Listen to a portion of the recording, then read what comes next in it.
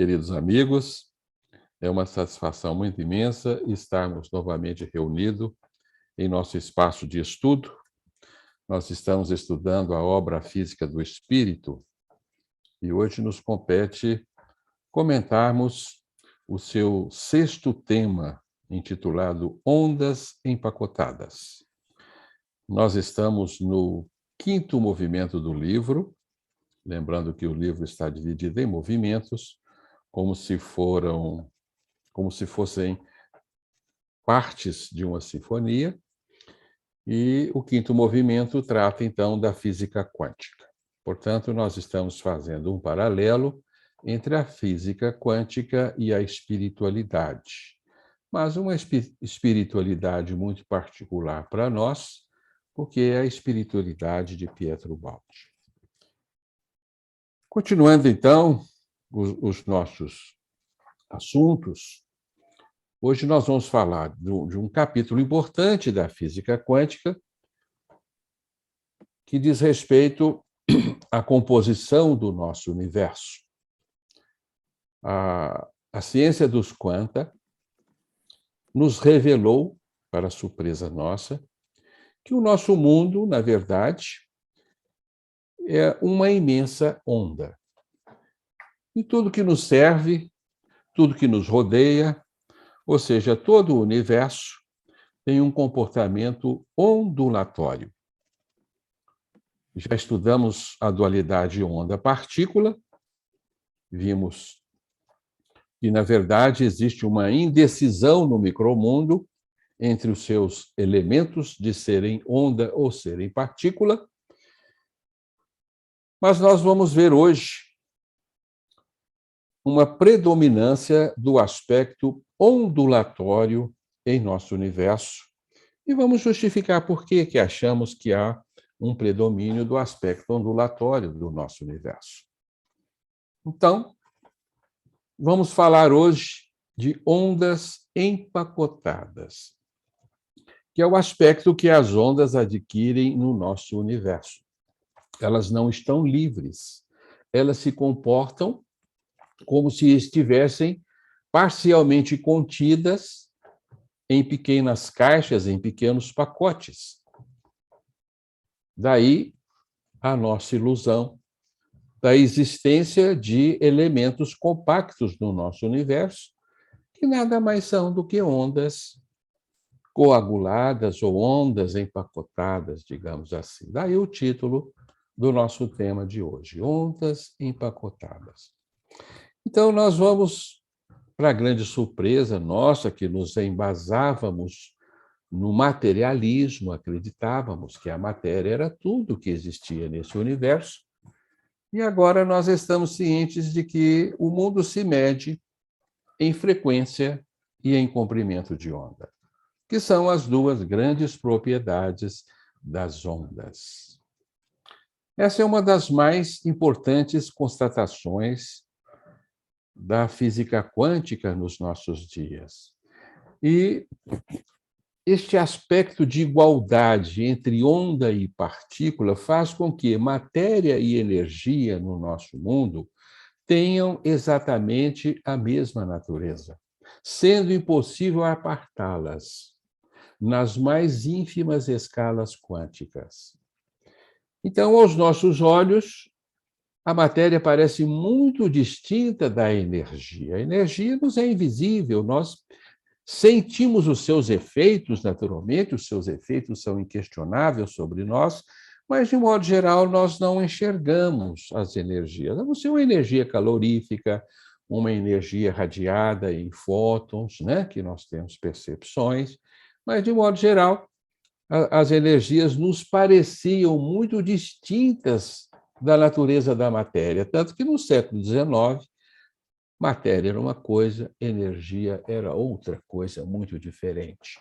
Então, no nosso século, nós juntamos energia e matéria, fato expresso, naturalmente, nas fórmulas da física quântica, a começar pela famosa fórmula de Einstein, né? Energia é igual a massa vezes velocidade da luz ao quadrado, demonstrando não só a inter-relação entre massa e energia, mas a igualdade de natureza entre esses dois elementos. Então, essa é uma ideia radical, é uma ideia revolucionária, que nos dá uma nova visão do mundo, uma nova visão de universo. E que, como já disse para vocês anteriormente, que praticamente desfaz o materialismo como base da realidade, porque a matéria em si é energia. Então, estamos aí imersos agora num universo que nos parece muito mais um oceano de ondas do que uma estrutura de astros, de corpos, de galáxias, de estrelas, etc. Estamos mergulhados num oceano de ondas. Então, isso despertou nos nossos estudiosos da física uma nova maneira de se mensurar este universo ondulatório, de estudá-lo no seu comportamento ondulatório. E nós já estudamos o nosso príncipe francês, que nos deixou aquela fórmula muito simples, né? Uma fórmula interessante, que nos permite calcular o aspecto ondulatório das partículas atômicas ou dos corpos, de modo geral, mesmo os corpos macroscópicos, né?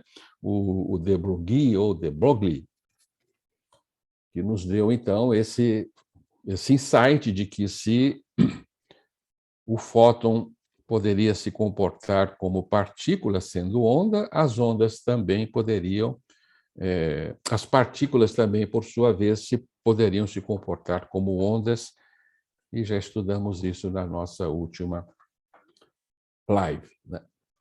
Pois bem, então, nós vamos hoje conhecer um novo personagem muito importante na física quântica, o Erwin Schrödinger. E não é só o nome dele que é complicado, não, né? A mecânica quântica que ele desenvolveu é uma das mais complexas para a nossa parca inteligência. E este é o nosso personagem hoje, do nosso dia de estudos, o Schrödinger. Ele era um austríaco, nasceu em 1887, em Viena, na Áustria, e faleceu em 1961. Então, o Schrödinger era um indivíduo brilhante, filho único, né, de um casal de austríacos, de uma família muito próxima, e ele resolveu dedicar-se, então, à física, mas ele era de uma mente com muitas habilidades. Dizem que ele se dedicava à arte, à filosofia, escrevia poesias, e, ao final de sua vida, ele se ancorou na mística indiana do Vedanta, que é uma das ramas do hinduísmo. E, após a ocupação nazista da sua terra natal, ele mudou-se para a Irlanda. Ele não estava muito afinizado, né, com o nazismo, então ele evadiu-se para a Irlanda, onde ele se estabeleceu como professor na Escola de Física Teórica de Dublin, e lá ele viveu o resto da sua vida. O Schrödinger, na verdade, que era também um amigo de Einstein, ele relutava em aceitar as estranhezas quânticas por volta aí de 1920, 22, 24, né? Lembramos a vocês que o de Broglie nos apresenta a sua fórmula em 1924, mas o Schrödinger, assim como Einstein, tinha uma dificuldade muito grande de aceitar as estranhezas quânticas, já interpretadas por Niels Bohr, na famosa interpretação de Copenhague. O dualismo complementar onda-partícula, o estado de superposição, o colapso quântico, mas, sobretudo, dizem que Schrödinger não aceitava muito bem os cabulosos saltos dos elétrons, os saltos quânticos, aqueles saltos, né, em que os elétrons mudam de órbita sem percorrerem espaço, sem consumirem tempo. E ele ficou pensando numa forma de provar que isso não era verdade. Obrigado. E poderia existir uma outra maneira de explicar esses saltos quânticos que ficaram muito evidentes nos estudos de Niels Bohr e na mecânica matricial de Heisenberg. Então, ele imaginou que os elétrons poderiam se comportar prioritariamente como onda, e assim eles se irradiariam por entre os orbitais eletrônicos e facilmente se transfeririam de uma órbita para outra sem participarem destes cabulosos saltos quânticos. Mas o que realmente intrigava bastante o Schrödinger era o estado de superposição, que ele achava um tanto quanto absurdo. E para demonstrar o estado de superposição, ele evocou o seu gato. Né? Ele fez o seu gato situar-se num ambiente bastante inóspito, né? E deixou-nos aí o paradoxo do gato de Schrödinger, o famoso gato quântico, que nós vamos ter um outro dia para conversarmos sobre o gato de Schrödinger. Não hoje, nós não vamos falar do gato de Schrödinger. O fato é que Schrödinger ficou famoso na física quântica pela sua equação de ondas e pelo seu gato, né? Pela situação constrangedora que ele colocou o seu gato. Vamos conversar disso mais adiante. Então, o fato é que o Schrödinger resolveu dar como evidência no comportamento das partículas atômicas a ondulatoriedade. Interpô-los, então, como objetos que ondulam, que se comportam como ondas, e ele resolveu desenvolver uma equação de ondas. Dizem que ele se retirou para as montanhas dos Alpes com essa intenção de desenvolver uma equação de ondas que viesse, então, explicar matematicamente o comportamento das entidades subatômicas. E foi um marco na ciência, a sua equação, né? Tanto que, em 1933, ele vai ganhar o Nobel de Física, vai compartilhar, aliás, né, o Nobel de Física de 1933 com o inglês Paul Dirac, né? Paul Dirac. Bem, a equação de onda de Schrödinger é que realmente é cabulosa, é mais cabulosa do que os saltos dos elétrons, né? É uma fórmula realmente revolucionária na história da física, mas um tanto quanto difícil de nós compreendermos o que ela traduz, o que ela significa. A equação de Schrödinger, ela, na verdade, ela termina ofertando um cálculo probabilístico de onde encontrarmos o elétron, ou qualquer partícula atômica que nós nos puséssemos a estudar. Vamos ver se a gente consegue dar uma ideia, né? Trazer para o nosso concebível o que significa isto. Né? A mecânica newtoniana era bastante exitosa para estudar os nossos fenômenos físicos, os fenômenos do mundo macroscópico. Então, se você quer atirar uma bala de um canhão, você tem uma mecânica, né? Você tem fórmulas desenvolvidas por Newton que vão te permitir, com exatidão, dependendo, então, da velocidade, do peso da bala, né, da inclinação que você a atirar, você tem como calcular com precisão onde ela se situará a cada segundo do seu movimento e onde ela irá cair, onde ela será atirada. Então, você tem como estudar com detalhes todo o seu trajeto.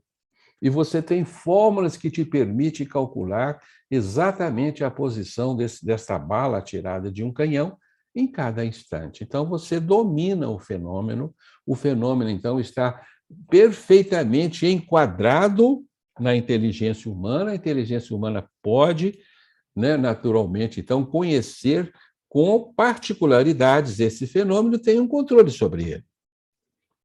Assim é a nossa ciência objetiva, a nossa ciência no mundo macroscópio lida com essas fórmulas newtonianas e assim calcula, né, as órbitas dos planetas, os movimentos dos astros, com extrema precisão. Mas verificou-se que no mundo subatômico, essa precisão não poderia ser alcançada. Nós vamos estudar isso, né, o famoso chamado princípio de incerteza de Heisenberg, no nosso próximo encontro, não agora. O fato é que a equação de Schrödinger é um cálculo probabilístico e ela nos indica a probabilidade de encontrar uma partícula atômica numa determinada posição, num tempo desejado. Então, a fórmula de Schrödinger serve para isso, para calcularmos a probabilidade de se encontrar uma partícula atômica em um determinado local, em um tempo também, né, determinado. Certo? Então, para isso serve a fórmula de Schrödinger, que ela acabou sendo um dos pilares da física subatômica, né? Da física quântica. Né? E a genialidade de Schrödinger é que, quando os parâmetros que são lançados nessa equação elas coincidem com as medidas macroscópicas da nossa realidade, as suas fórmulas se tornam as próprias fórmulas de Newton. Aí está a sua grande genialidade, né?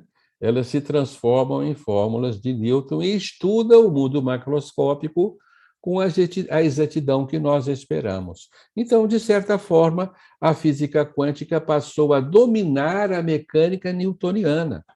A física quântica é a grande senhora que vai estudar o nosso universo sob os seus aspectos matemáticos, dispensando a velha mecânica newtoniana, que passou a ser secundária.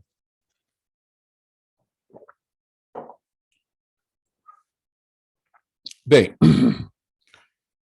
então essa fórmula, como todas as fórmulas que o homem estabelece, não é uma criação propriamente do homem. É uma maneira como o homem traduz numa linguagem matemática um fenômeno da natureza, porque é a expressão de um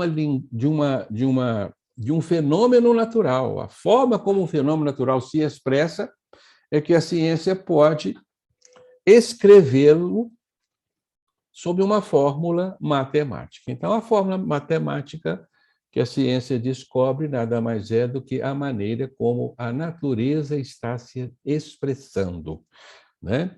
E nós vamos, como nos disse Galileu, entender que a natureza ela se expressa na linguagem matemática. Esta é a linguagem da natureza, porque a natureza está subordinada a uma inteligência matemática que ninguém é capaz de dizer de onde vem. Né? Então, meus amigos, nós vamos chegar à conclusão de que todos os nossos fenômenos são manifestações ondulatórias. Tudo no nosso universo é feito de ondas.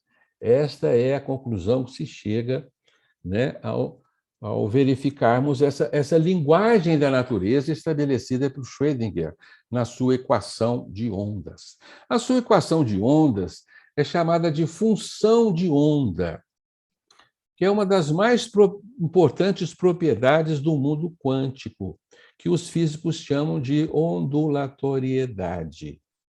Ou seja, ela nos diz que todo objeto quântico é um pacote de ondas em movimento. Nós vamos chamar isso de onda quântica. Então, tudo que existe é feito de onda quântica, que é um pacote de ondas em movimento. Portanto, não existe nada estático no nosso universo. O nosso universo jamais descansa, jamais está estático. Quando nós observamos os nossos objetos estáticos, é uma mera ilusão dos nossos sentidos, porque na intimidade atômica é um fervilhar, é um borbulhar constante de movimentos intensos. Chegamos à conclusão de que o movimento é o grande motor da realidade, é o que sustenta o universo, é o movimento. Portanto, a matéria em sua intimidade é uma frenética e inestancável dança de seus componentes mínimos, numa escala inalcançável pelos nossos sentidos. Esta, então, é a visão de mundo que nós vamos observar que existe por trás dessa equação. Essa equação está nos dizendo, então, que o nosso universo ele é uma função de onda, né? O Schrödinger ele evocou a letra psi, que nos remete para, na verdade, o psíquico, mas ele evocou a letra psi para representar a sua função de onda. E essa letra grega significa sopro, brisa, alma, espírito, e ninguém sabe direito por que o Schrödinger ele utilizou-se desta letra, o psi, inseriu esta letra nas suas fórmulas para significar o comportamento ondulatório dos fenômenos do universo, né? Ondulatório e probabilístico, né?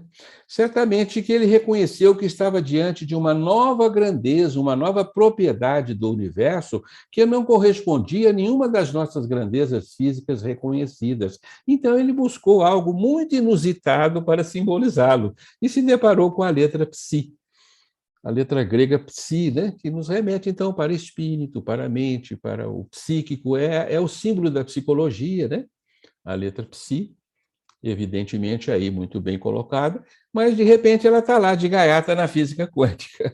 E nós vamos encontrar uma razão para isso, sabe? Por que o psi foi se meter nas entranhas da física quântica. Alguma coisa o psi foi fazer ali, e nós vamos descobrir exatamente por quê, e vamos parabenizar o nosso Schrödinger pela sua intuição, né, de que havia um elemento estranho, né, à realidade física, intrometendo-se nos seus resultados e nos seus comportamentos, que nós vamos, de fato, remeter ao psíquico, ao espírito, à consciência, né? Tá bem? Então, nós vamos conversar disso mais adiante, mas até então o psi ainda não se havia revelado como um aspecto psíquico, apenas uma letra a simbolizar um comportamento de um elemento subatômico. A função de onda. E, para muitos, essa expressão função de onda é um tanto quanto cabulosa, mesmo porque essa expressão, na verdade, é um resumo. Nós estamos resumindo porque a expressão correta é quadrado do módulo de função de onda. Então, a equação de Schrödinger, ela nos revela, no quadrado do módulo de função de onda, a possibilidade de achar uma partícula num determinado lugar. Mas, para não falarmos sempre quadrado do módulo de função de onda, nós falamos simplesmente função de onda, né? E a gente pode até conversar um pouquinho, mas eu sei muito pouco do que é função em matemática. Pouca coisa eu me lembro, né, dos nossos estudos ginasianos, mas a gente pode lembrar alguma coisa que é função, né? Função, em matemática, é a relação entre dois conjuntos em que existe uma determinada função entre o elemento de um conjunto e de outro conjunto. Lembram-se disso? As variáveis de um conjunto se remetem ao outro conjunto A, conjunto B, eles estão interligados por uma função. Os seus elementos se interligam por funções, né? E a função matemática é uma das formas de nós desenharmos uma onda, porque na onda desenhada num plano, nós temos a interferência de dois elementos referidos aos dois eixos, as duas coordenadas cartesianas, o eixo x, o eixo y e o eixo x. Então, nós temos sempre pontos nesse gráfico XY que se relacionam com outros pontos da onda. Então, nós temos ali uma inter-relação de dois elementos que nos remetem para uma função, e você pode, então, pegar uma fórmula de função e desenhar aquilo em forma de uma onda expressa num gráfico, né? Então, uma função de onda é simplesmente nós nos referimos a uma propriedade matemática de desenharmos uma onda num gráfico e expressar essa onda numa fórmula, né? Contendo letras e números que nos remetem, então, para o comportamento ondulatório. É mais ou menos isso que nós consideramos função de ondas, né? Tá claro? Então, a função de onda diz-nos que o universo é ondulatório e que as partículas atômicas estão subordinadas a um movimento permanente. E, em decorrência desse movimento, elas não estão situadas num determinado ponto fixo, porque esse ponto fixo se move. Então, nós estamos diante de um cálculo probabilístico, tá bem? Quando falamos de uma onda quântica. Mas a fórmula de Schrödinger, né, que nos fala que o universo é ondulatório, é uma ondulatoriedade, tudo se comporta como onda, tudo está em movimento, nos remete a uma pergunta muito intrigante. Mas o que é que está se movimentando na onda, na onda quântica? A onda quântica é exatamente um movimento de quê? O que está se movimentando? Dizem que o próprio Schrödinger não sabia responder. O que estava se movimentando na sua onda, né? E ele apenas demonstrava a existência de uma bizarra ondulação trafegando pelo não espaço, pela não localidade. Uma irradiação que, na verdade, caminha por todos os trajetos possíveis. E você não pode determinar qual é o trajeto de uma partícula atômica, né? Você pode ter probabilidades do início do seu movimento e do fim do seu movimento, mas você não pode conhecer com precisão o movimento tal qual você conhece, né, a trajetória de uma bala de um canhão, mas você não pode fazer o mesmo com um elétron, né? Então, a gente tem que acostumar com certas características muito estranhas para nós. Primeiro, que a onda quântica não caminha no espaço-tempo, então ela é instantânea, ela caminha mais rápido que a luz, e ela promove um entrelace de todos os elementos do universo, formando uma rede de interconexões e fazendo com que tudo esteja em todos os lugares ao mesmo tempo. É uma propriedade muito estranha, né, que não pode ser observada no nosso mundo, que nos remete para um dos princípios da substância que nós já discutimos, que é o princípio da onipresença. Ou seja, a substância divina, fora do tempo e do espaço, ela tem o atributo da onipresença. Ao se projetar no nosso mundo, esta onda que nós chamamos de onda substancial, vamos trocar, preste atenção, estamos trocando o nome da onda quântica para onda substancial, porque nós vamos considerar a partir de agora que o que ondula na onda quântica é a substância. É exatamente a substância, esse elemento indefinido, que é a base da realidade, né? E nós já conversamos bastante sobre o conceito e as características e os atributos da substância, a substância que forma tudo o que existe, né? Forma espírito, forma energia, forma matéria, segundo a grande equação da substância. Então, ela se projeta como uma onda que chamamos onda substancial. Essa onda substancial é que trafega pela não localidade, porque ela é pertinente ao universo absoluto, ao universo divino. Ali é o seu ambiente natural, onde, então, ela se projeta em todos os lugares ao mesmo tempo, né? Mas Ao convergir para a nossa realidade, a onda substancial vai sofrer o famoso colapso. Ela vai, então, penetrar no ambiente do nosso universo, que é o antissistema, vai penetrar no campo espaço-tempo, vai converter-se, então, em onda quântica. Essa onda quântica vai se projetar como energia e como matéria, na sua última condensação. Né? Tá certo? E essa onda, então, uma vez que ela penetra no espaço-tempo, quando ela interage com algum outro elemento subatômico qualquer, é que ela se manifesta no nosso mundo. Então, ela vem do mundo virtual, do mundo irreal, né? Que para nós é irreal, e ao se projetar no mundo real e interagir com o nosso mundo, é que ela se dá a conhecer no nosso universo. Aí sim ela pode ser identificada, aí sim ela vai se apresentar como onda ou como partícula, de acordo com o meio que ela encontra, de acordo com os elementos que ela interage. Né? Tá claro? Então, esta é apenas uma introdução nossa, né, no conceito de onda que vai sustentar o nosso universo, que representa a morte do materialismo, que vai nos firmar o conceito de que matéria é uma onda coagulada, né?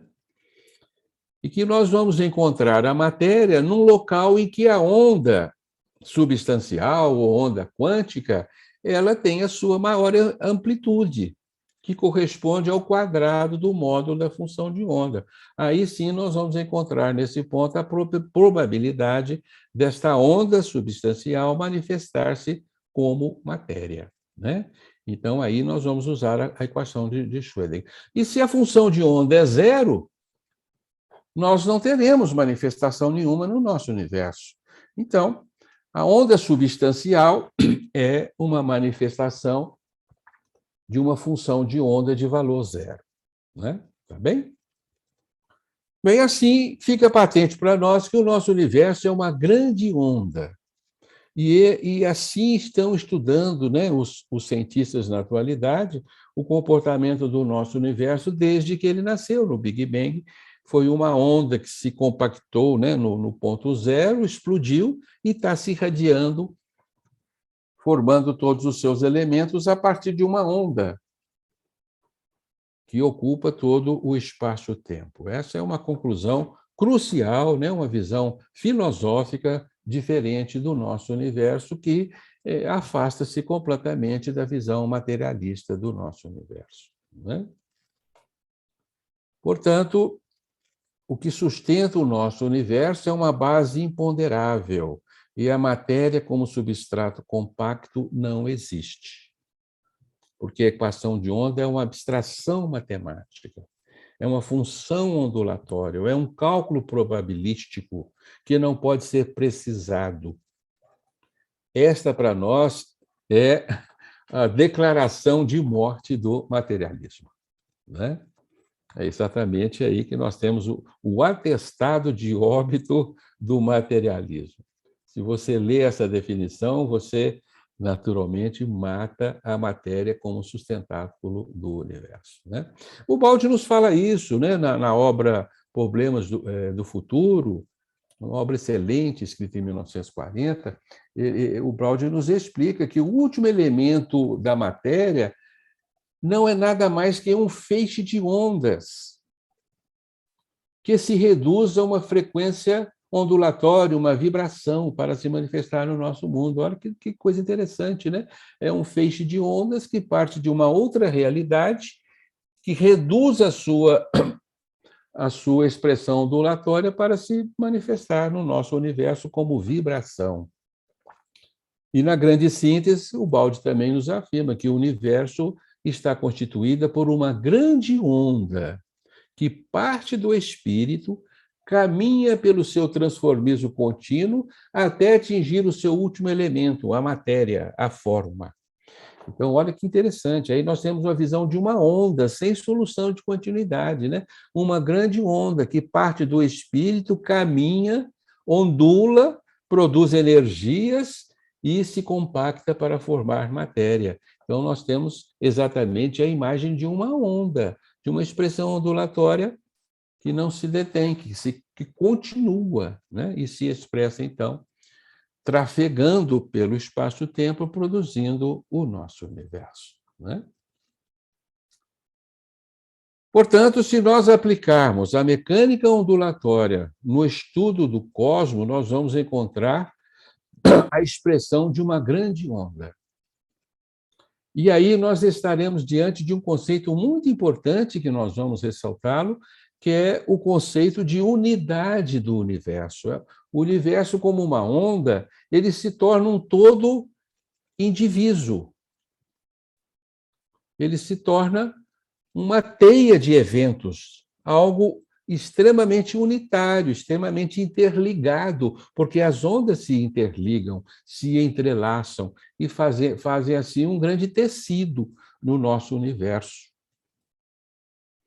E, com isso, o universo se transforma num imenso objeto quântico, produto da irradiação de uma única função de onda, que pode ser estudado, então, com as equações da física quântica. E, desta forma, o universo se aproxima a esta visão de mundo que o Baldi nos trouxe. Onde nós vamos observar que falta à nossa ciência inserir um único elemento para fechar as suas equações. A consciência, né? O espírito, não é isso? E, naturalmente, que nós estamos entendendo agora que o nosso universo é feito de uma onda que sai do reino divino para se projetar na nossa realidade, num impulso de fuga do reino divino, que é o colapso desta onda, que termina no seu produto exótico, que é a matéria. Mas essa onda agora está subordinada ao movimento contrário de expansão, em que ela vai retornar ao seu estado original, né? Portanto, meus amigos, nós concluímos que o sustentáculo do nosso universo é uma onda, e esta onda, então, ela está constituída de uma propriedade essencial, o movimento. Portanto, tudo é feito de movimento, portanto, tudo vibra no nosso universo. Podemos parafrasear o nosso Descartes dizendo assim: vibro, logo existo. Porque o que não vibra não existe na realidade em que estamos. Então, se eu vibro, eu existo neste universo. Mas essa vibração contínua, né, esse flutuar quântico permanente, exige uma espécie de energia que a ciência reconhece, mas ainda não identificou de onde vem essa energia.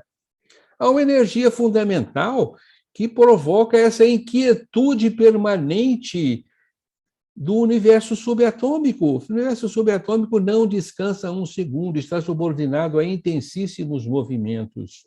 Mas quem sustenta esse movimento? Qual é a energia primordial que sustenta este movimento? Este flutuar permanente das entidades quânticas, esse frêmito desassossegado que não deixa nenhuma partícula descansar um milésimo de segundo que seja. Que movimento? De onde vem esse movimento? Nós só podemos remeter como fonte primária deste movimento a essência da substância, que na sua essência ela está imbuída de uma energia especial que nós desconhecemos, que é a energia divina, que é a energia da vida, que é um movimento essencial que existe na criação, que é um movimento equânime no mundo divino, no absoluto, que nos dá uma aparência de plena quietude, mas há um movimento, e no nosso universo é um movimento distônico que gera a nossa realidade, né? Que faz do movimento a essência da vida, a essência do universo, a essência de todas as coisas. No princípio havia um movimento, o movimento estava com Deus, o movimento era Deus. Deus criou o movimento e deu seu impulso inicial para que a criação existisse, né? É como a gente hoje poderia falar, reescrever a Gênese mosaica, né? E o movimento gerou a onda e concentrou-se na matéria. Então, a matéria nasceu e a energia se irradiou, né, no nosso universo, mediante, então, a projeção de um movimento essencial. Então, não é à toa que Aristóteles definia Deus como o primeiro motor, o motor imóvel, que, por sua vez, move toda a criação, que transfere à criação a essência do movimento, né? Que faz do movimento a essência do nosso universo. Por isso, o nosso universo está dotado de um poder intenso de criação, né? Que é o reflexo da movimentação contínua da substância impressa na onda quântica. Este é o veículo construtor do universo, é o motor do universo, inserido no poder das ondas. E nós nascemos desse extraordinário poder das ondas. É esse poder das ondas, né, que vai gerar galáxia, vai gerar estrelas, vai gerar mundos, vai gerar a própria vida e vai manter a vida em todas as paragens do cosmos, né? E é pelo aspecto onda que nós nos entrelaçamos, nós nos comunicamos, nós nos tornamos seres entrelaçados e interativos. E é pelo poder das ondas que nós continuamos conectados ao coração do nosso Pai, porque não podemos nos separar dele por esta consubstanciação essencial em movimentos que nos constituem. Portanto, o movimento é a essência da realidade, é o cimento da realidade, né? É o fenômeno fundamental que vai nos explicar o emaranhamento quântico, né, que é o entrelace permanente das ondas, sobretudo no campo infinitesimal. Nesse estudo do movimento,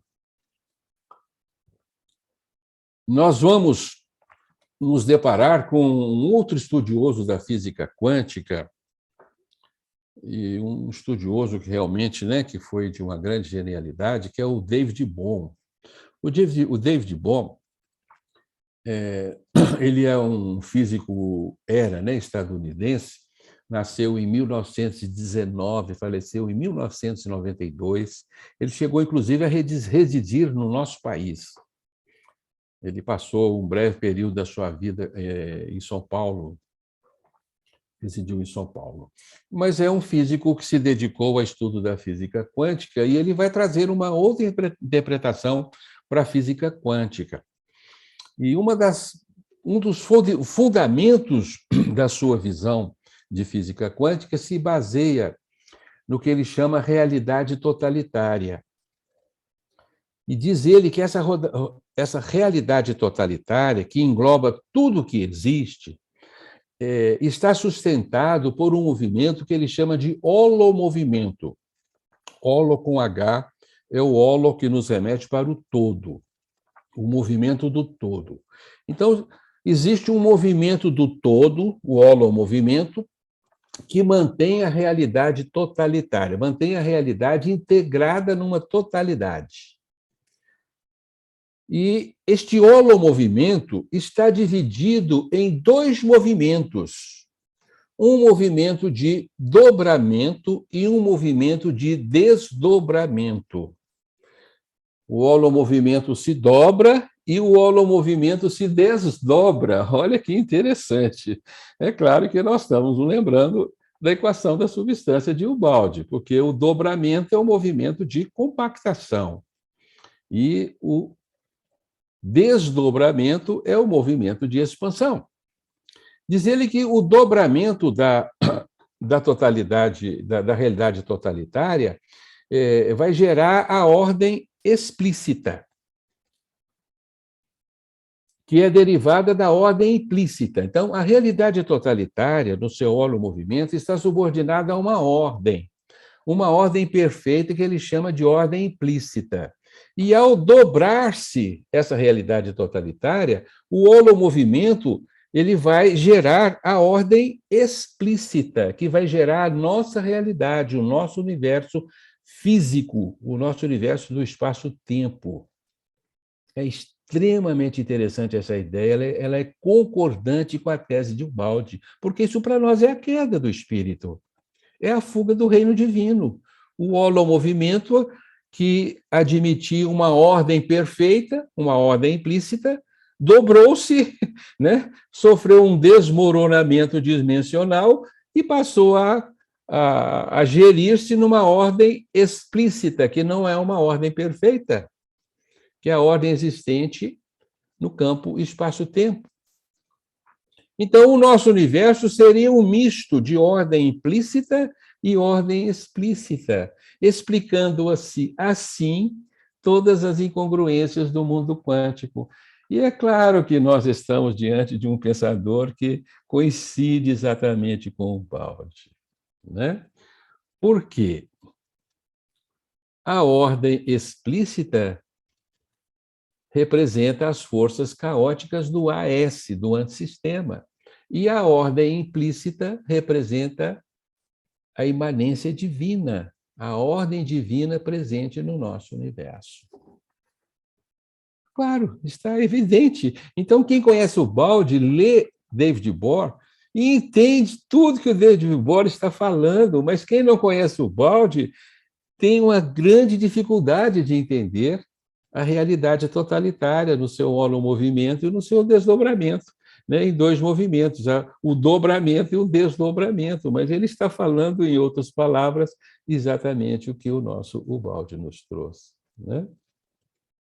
Então, o nosso universo, na atualidade, está vivenciando prioritariamente um processo de desdobramento do holomovimento, fazendo o nosso universo inverter a dobradura do holomovimento para retorná-lo à realidade totalitária. O que é a realidade totalitária? É o sistema, é o universo do absoluto, né? Então, segundo Bohr, a realidade em que estamos inseridos está subordinada a um processo de desfazimento de uma provisória ordem explícita, que restituirá a realidade totalitária. Estão entendendo essa linguagem do David Bohr? Claro que estão. A gente fica rindo porque a gente entende perfeitamente o que ele pensou. Ele simplesmente captou esses noures, né, que nos falam do que é o nosso universo, do que é a nossa vida, né? E ele vai explicar que o holomovimento está impregnado de um fluxo permanente. Ele não vai falar que isso advém de Deus, né? Porque os nossos físicos, infelizmente, renegam essa palavra, mas o holomovimento é um movimento divino na sua essência original, né? É esse o movimento que flui para gerar o nosso universo. Isso coincide com a metafísica ubaldiana em todas as suas extensões, né? É isso?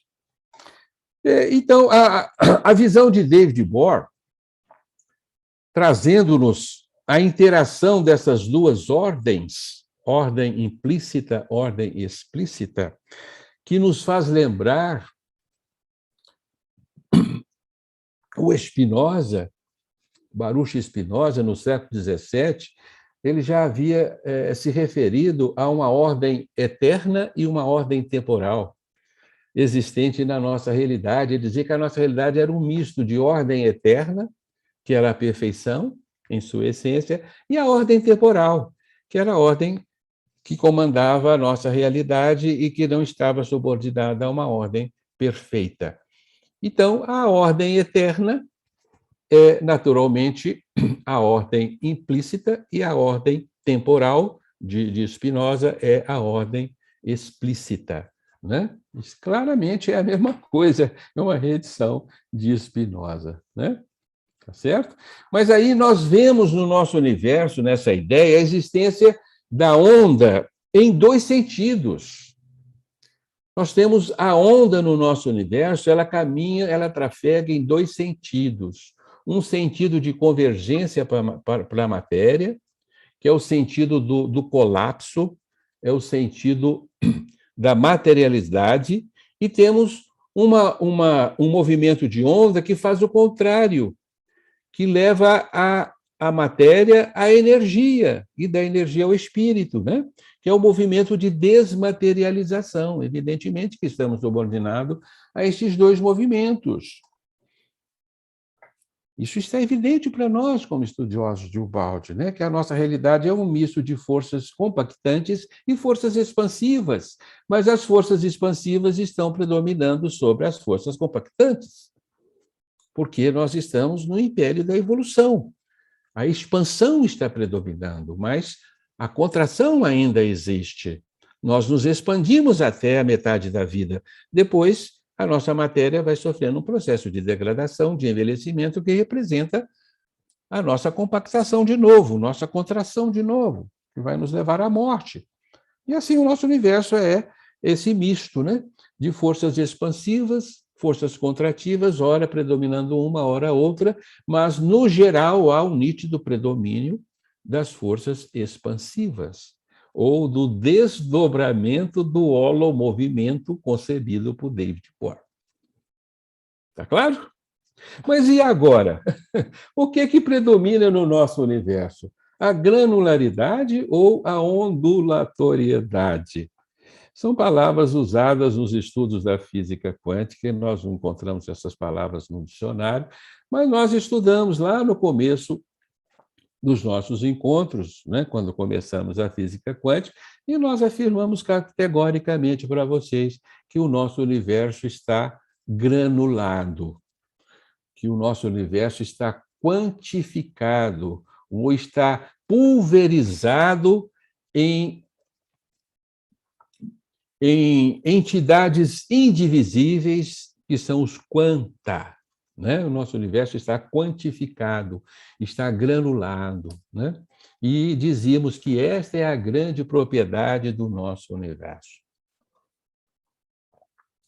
E agora estamos dizendo que a grande propriedade do nosso universo é a ondulatoriedade. Estamos em plena física quântica, meus queridos companheiros. A física quântica é ambígua, né? Ela tem essa propriedade de ambiguidade, de complementaridade de suas grandezas, né? De tal forma que os estudiosos são incapazes de dizer que se o universo predomina a granularidade ou predomina a ondulatoriedade. É um misto das duas coisas. Essa é a interpretação de Niels Bohr, a interpretação, né, chamada complementaridade, onde os opostos se complementam e coexistem, né? A interpretação de Copenhague nos fala exatamente disso, né?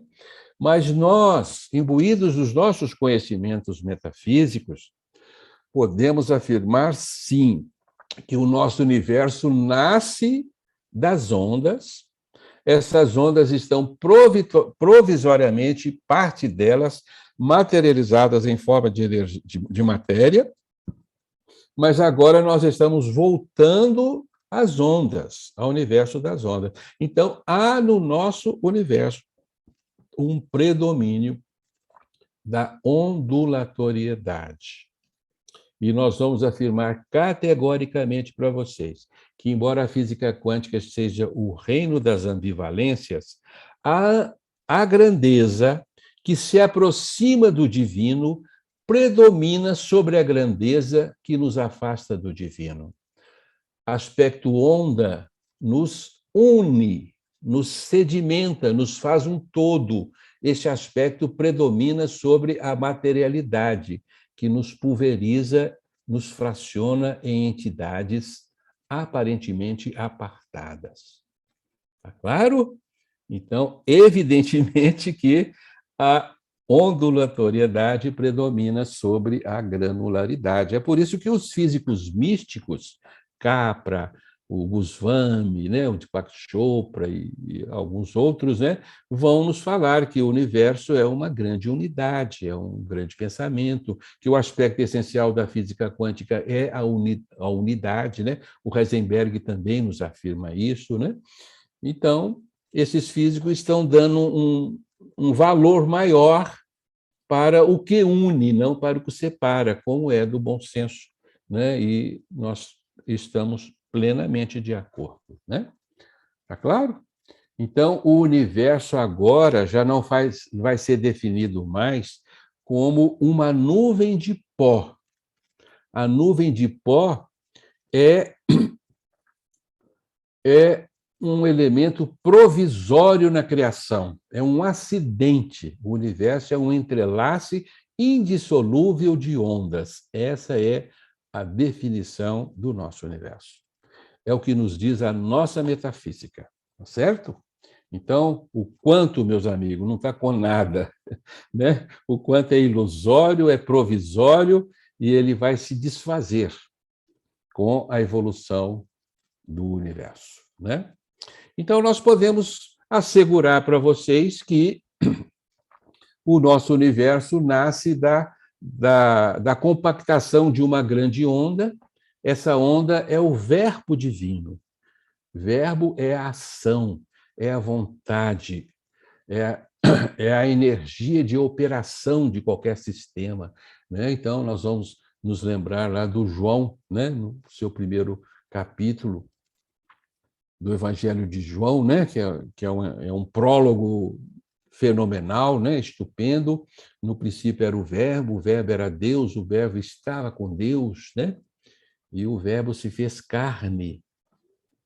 Ou seja, a onda criadora do universo, expressa no sopro divino, estava com Deus, era a lei, é o princípio de tudo, era a expressão da lei.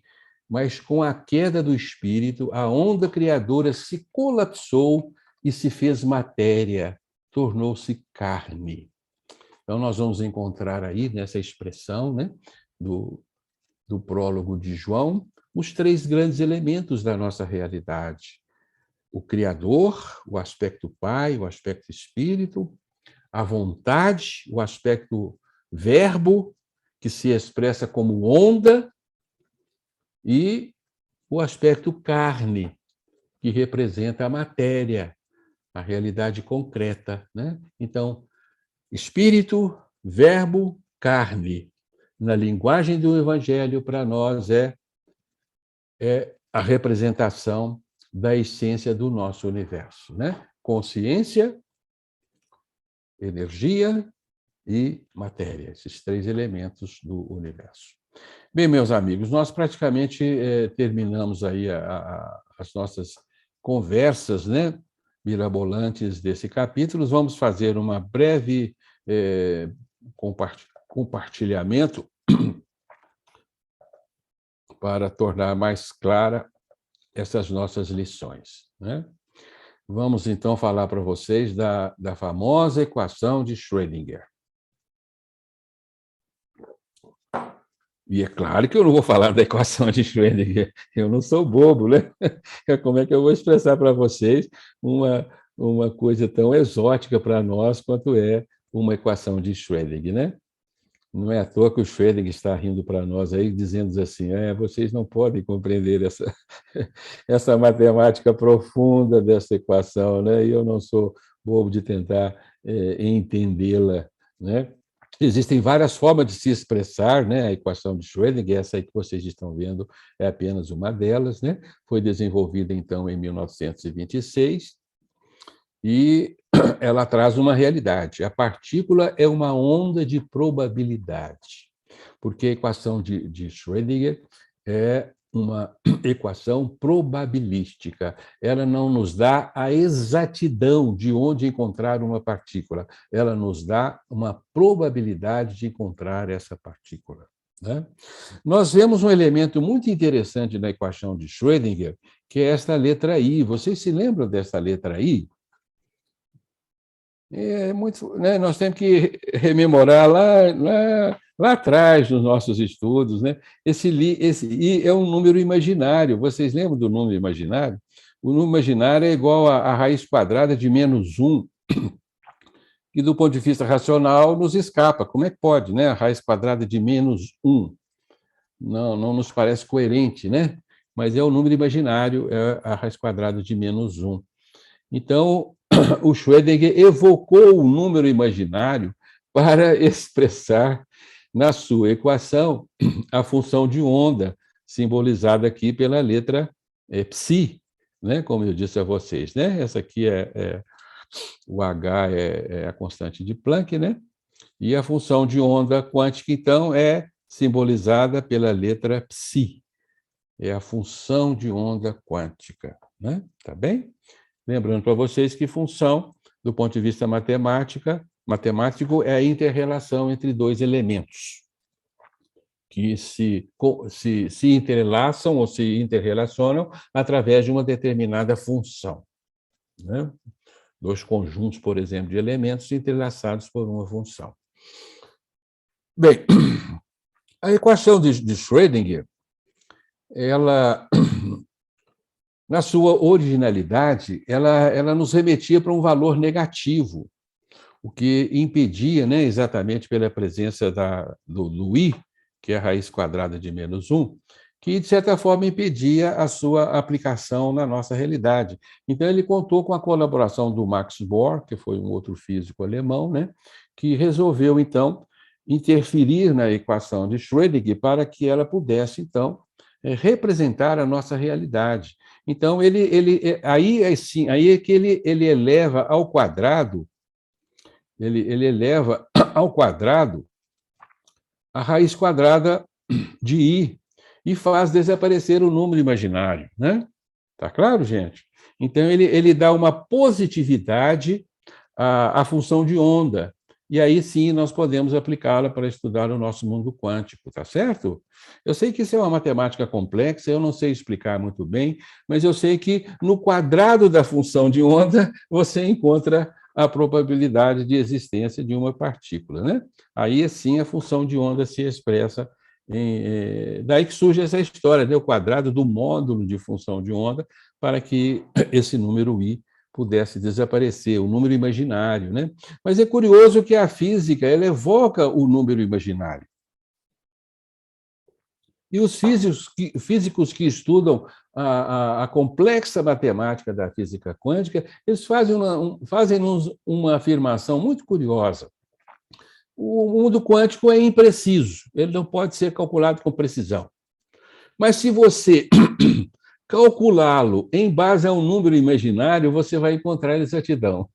É curioso isso. Eu acho espetacular essa afirmação, sabe? Ou seja, se nós nos valemos do número imaginário, a física quântica, o mundo quântico fica coerente, ele fica lógico no número, mas o número imaginário é irracional, né? É quase que um silogismo, né? Porque um raciocínio ele destrói o outro, né? É muito curioso esse negócio, sabe? Mas que nos remete a uma grande verdade, né? Lá no micromundo, nós estamos diante do universo divino. As forças do sistema se embatem com as forças do antissistema naquele palco diminutíssimo. É por isso que ali é o império do absoluto sobre o relativo, né? E que se nós nos valermos de coisas imaginárias, nós vamos encontrar a explicação para esse universo, né? Que é o universo divino. Bem, vamos seguir aqui e vamos deixar essa fórmula para quem pode explicá-la, porque eu não posso explicar, né, a interação de todos os seus elementos. Acredito que o nosso amigo Ellison, o nosso Thales, né, que são profundos estudiosos da física quântica, talvez eles pudessem nos falar mais sobre a equação de Schrödinger, né? Bem, aqui nós temos um desenho interessante que nos dá a ideia da ondulatoriedade de uma partícula. E aqui nós projetamos na superfície de uma piscina, né, uma bolinha no centro representando o núcleo de um átomo e aqui o elétron girando ao redor, como se ele estivesse posicionado em uma onda. Ele é uma onda. Então, o elétron está em todos esses lugares ao mesmo tempo, assim como a onda se expressa em todos os lugares ao mesmo tempo. E essa onda está granulada, ela é feita por grânulos de onda, que nós chamamos de matéria, são grânulos de onda, né? Mas, como onda, a massa do elétron ela se espalha na eletrosfera, por muitos lugares ao mesmo tempo. É isso que nós chamamos ondas empacotadas. São ondas que tendem a se expressar como um ponto localizado, mas, na verdade, elas se irradiam. Elas extrapolam os seus próprios limites, se evadem dos seus próprios limites e, na verdade, elas são manifestações de uma nuvem. Mas se você consegue localizar essa onda, detectá-la num aparelho de medição, numa câmara de Wilson que registra as trajetórias de elétrons, um contador Geiger, né, que vai registrar a presença de uma partícula atômica. Nesse instante, você faz o colapso da onda, e a onda vai se projetar no espaço-tempo como se fora um elemento fixo, mas apenas momentaneamente, porque, na sua essência, ele é onda. É como se a substância, a todo instante, rememorasse a sua natureza. A natureza da substância, tal qual criada pelo divino, não é de conter-se em barreiras físicas e temporais. A substância é livre e ela recorda a todo instante que ela é livre.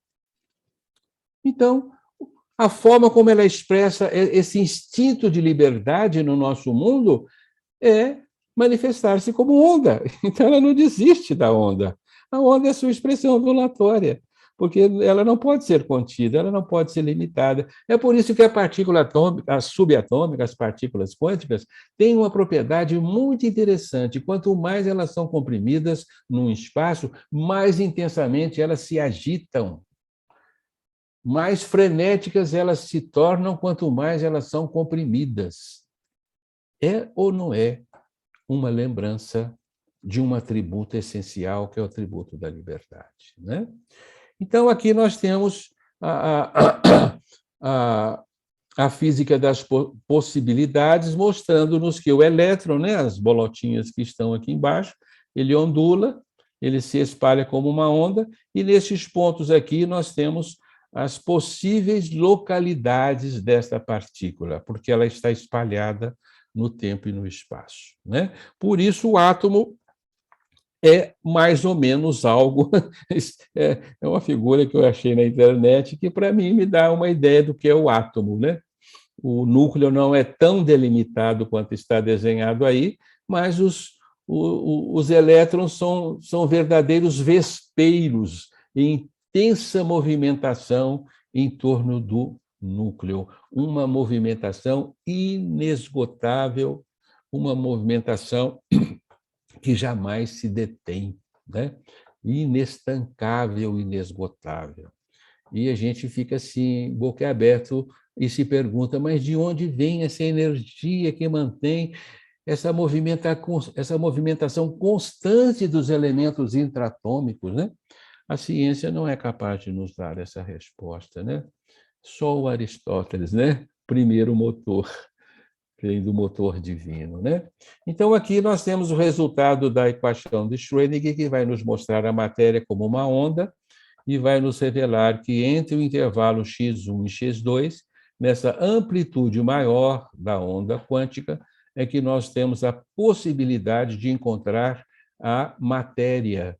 Olha só, né? A matéria é uma mera possibilidade que faz com que o elétron irradie ao seu redor, né? Demonstrando seu aspecto partícula e seu aspecto onda, né?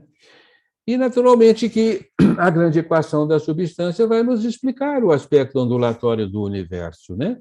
O universo é uma grande onda que parte do espírito alfa, movimenta-se para gerar energia, condensa-se para formar matéria, né? Alfa, beta, gama, num primeiro movimento de compactação, de contração, e agora, no segundo movimento de expansão, estamos fazendo o movimento contrário, né? A matéria está restituindo energia, a energia vai retornar ao seu potencial puro de expressão, que é o potencial espiritual. Nós podemos estudar cada movimento deste, como já fizemos um ensaio, como uma função de onda, né?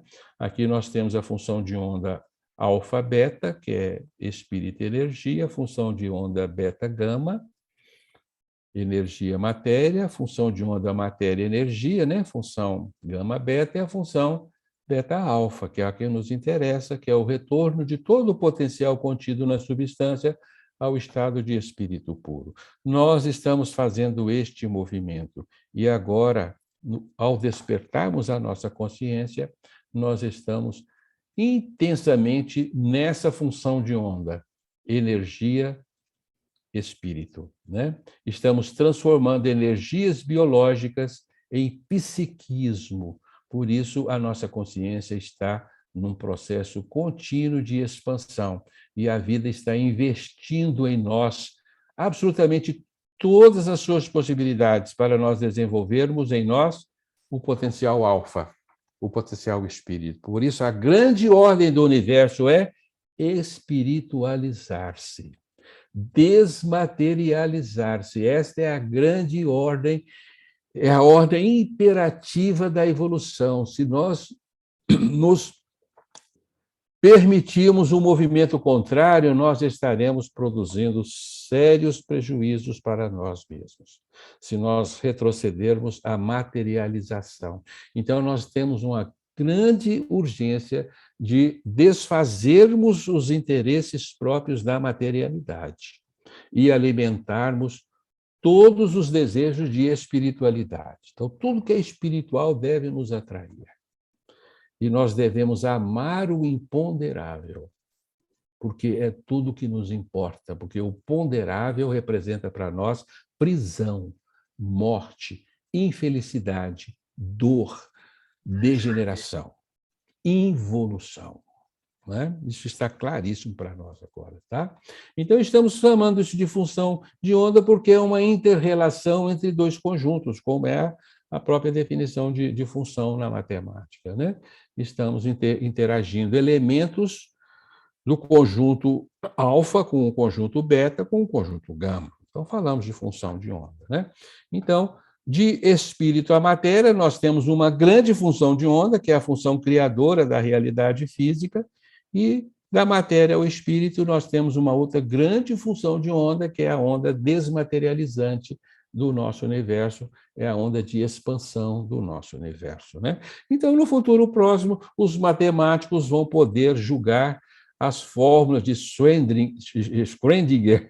Eu não sei se eu vou ver isso em vida, mas eu fico, né, delirando com essas perspectivas. Nós julgarmos a equação de Schrödinger para estudarmos, né, esses movimentos prototípicos do nosso universo. Vê que bacana quando chegarmos a essa realização, né? Quando nós usarmos a equação de onda para ver quanto de espírito nós estamos adquirindo no processo da vida, né? Quanto de espírito nessa encarnação eu consegui trazer para a minha própria realidade, extrair de mim mesmo a essência espiritual, né? Então, já a matemática vai ser capaz de expressar essas fórmulas, né?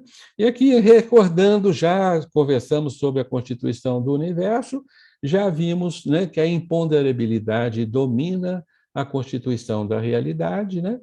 Somos capazes de observar apenas 4% do que deve existir, do que existe, né? O restante está dividido em matéria escura e energia escura, né?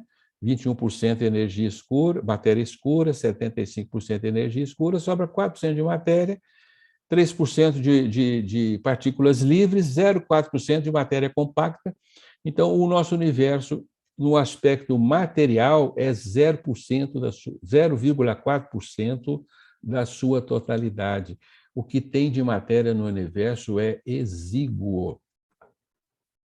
É quase que desprezível, porque o universo, no seu todo, é um oceano de energias. O átomo é assim. O que o átomo tem de matéria é uma poeirinha. Ele é, né, um redemoinho, um vórtice de intensas energias em movimentação contínua. Ora, se o universo é assim, o átomo é assim, nós também somos assim. O nosso corpo físico é a unidade exígua, a entidade exígua da nossa unidade. A nossa unidade se estende muito além do nosso corpo físico e nós já conversamos sobre isso, né? Nós somos, evidentemente, seres dotados de todas essas propriedades que definem o universo, definem a constituição do universo e nos define também a própria Constituição, né? Aqui nós temos o conceito de matéria de Ubaldi, que é muito interessante, está lá na grande síntese, né? E eu não estou conseguindo ler tudo aqui, não sei se vocês estão.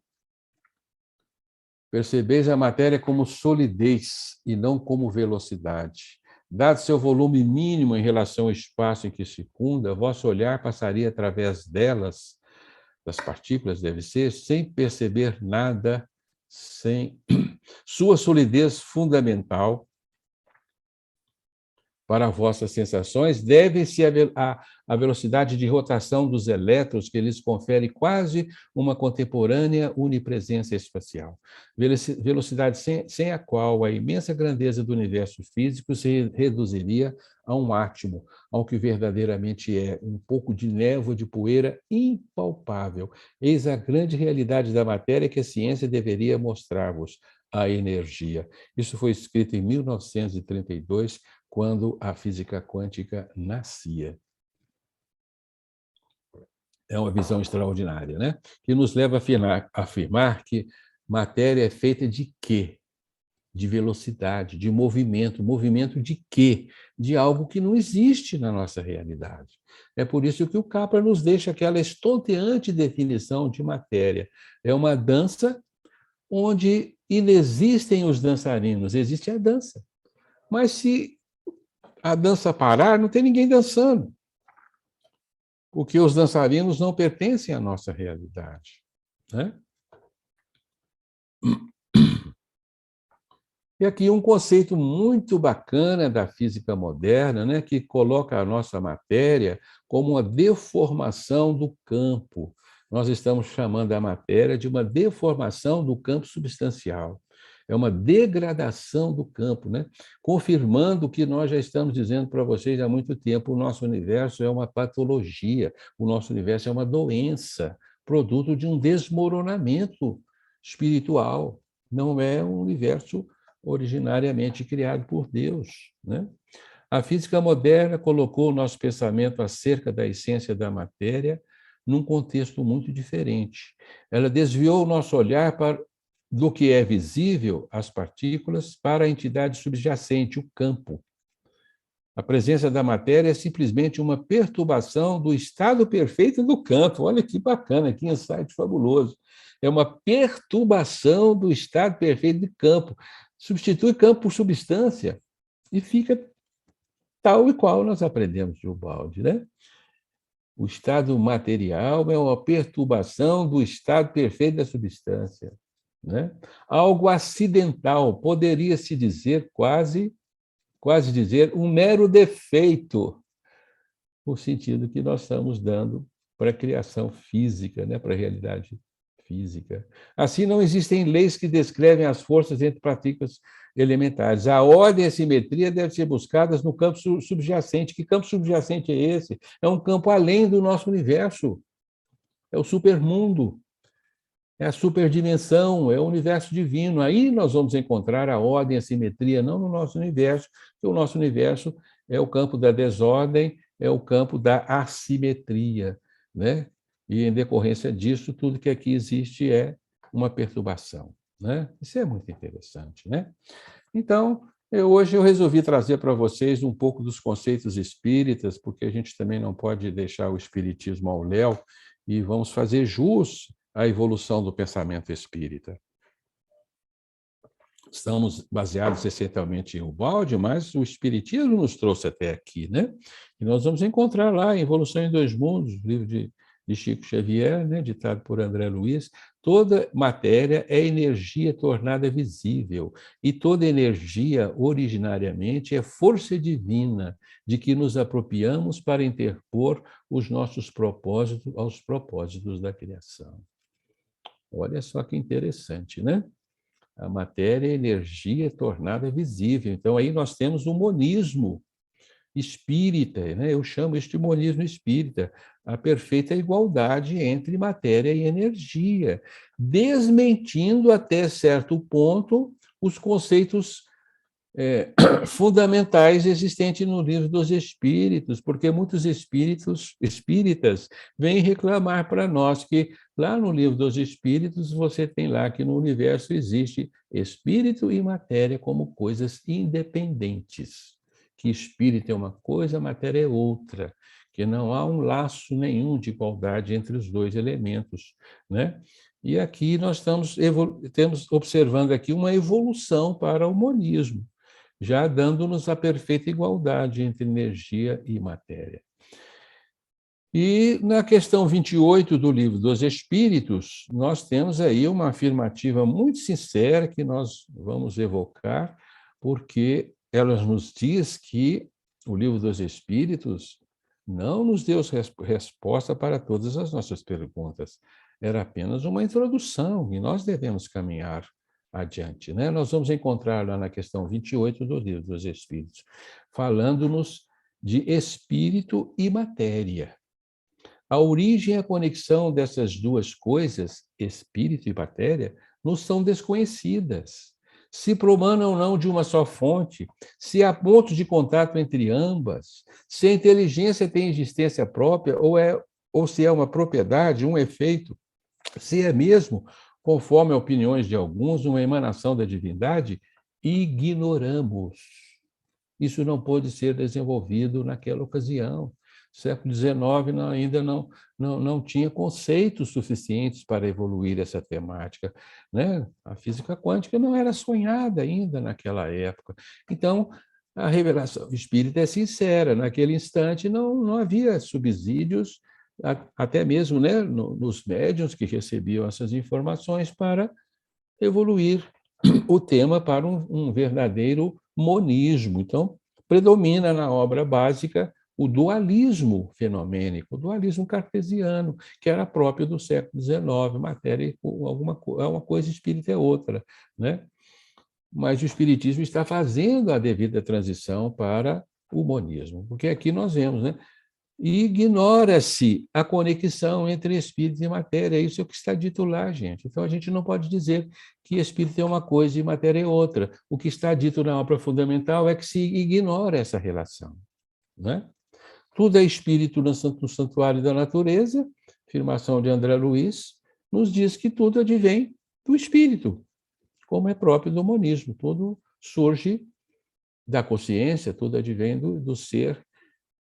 A realidade que nós estamos imersas é uma construção do espírito, né? E dos fluidos que integram o clima de manifestação, nos integram o clima de manifestação, todos são de origem mental. A mente é a fonte primária, a mente, no sentido do espírito profundo, é a fonte primária da realidade. É dessa fonte primária, né, simbolizada por alfa em Ubaldi, que vamos gerar energia e matéria. Tá bem? Bem, então assim nós terminamos o nosso estudo. Espero que vocês tenham acompanhado aí essas digressões e nós vamos terminar, então, a nossa fala hoje. Foi uma alegria estar com vocês.